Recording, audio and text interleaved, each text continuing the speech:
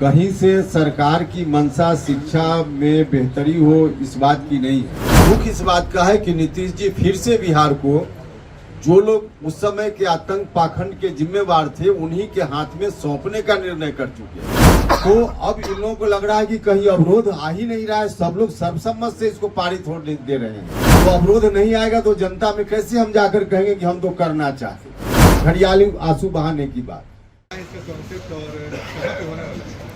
देखिए, पार्टी की ओर से जो शिविर हम लोग का हुआ था राजगीर में, वही हम लोगों ने तय किया था कि बिहार के युवाओं का एक बड़ा जमावड़ा हम पटना में लगाएंगे।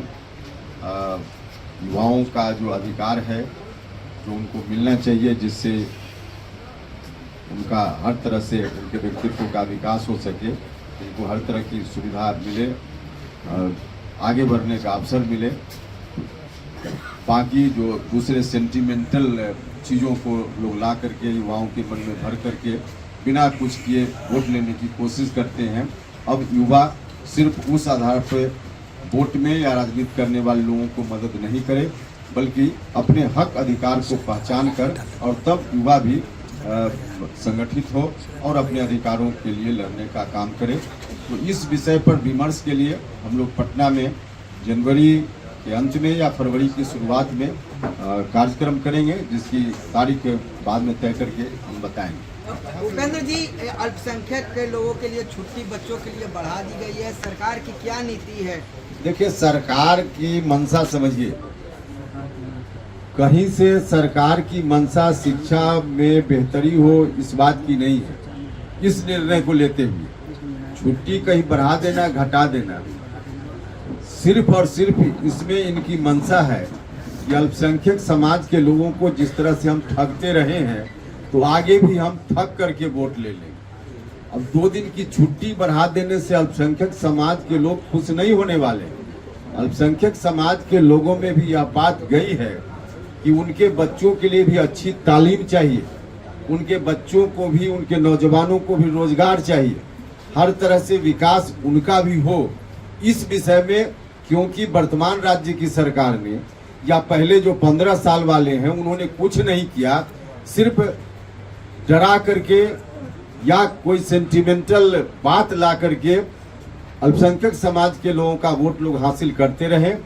अब सत्ता में बैठे हुए लोगों को यह बात भूल जाना चाहिए कि अब वह दिन गया जब सिर्फ कुछ छोटा मोटा सेंटिमेंटल डिसीजन करके लोग अल्पसंख्यक समाज के लोगों का वोट लेते रहे हैं।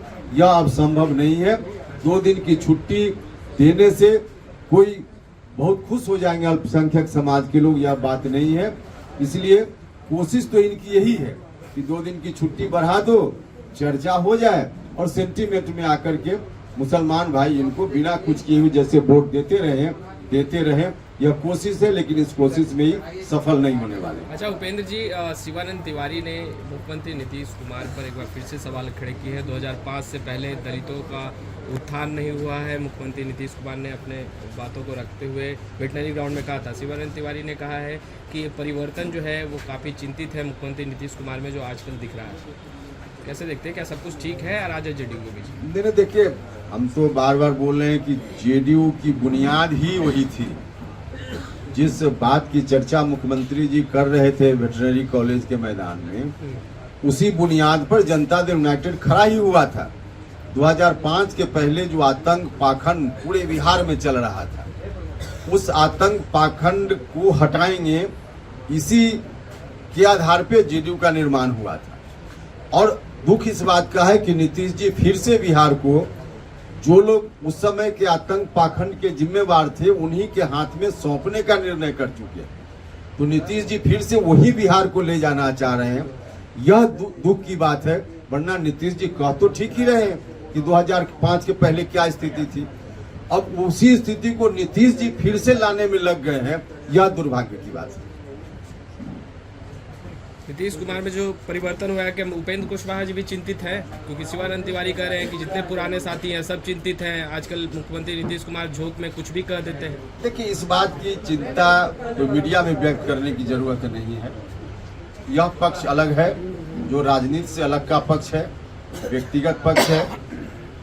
पॉलिटिक्स का यह पक्ष नहीं है, इसलिए उसकी चर्चा हम मीडिया में करें।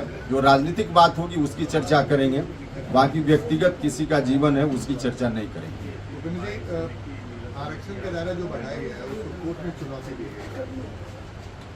देखिए, जेडीयू और आरजेडी के लोग तो शुरू से इस बात के प्रयास में हैं। इन लोगों की मंशा अब तक रही है कि आरक्षण का जो जहां से प्रस्ताव शुरू हुआ और जहां तक परिणति गई, इसमें कहीं कोई बाधा खड़ा करे ताकि हम इसी को इशू बनाकर जनता के बीच चले जाएं कि देखिए हम तो देना चाहते हैं।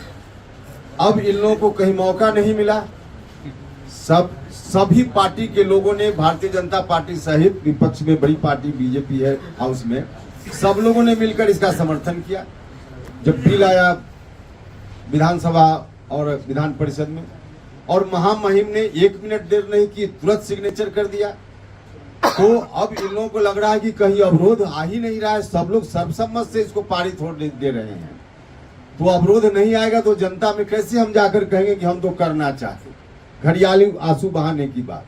तो इसलिए ये लोग तो चाहते ही थे कि कहीं ना कहीं कोई अवरोध पैदा करे।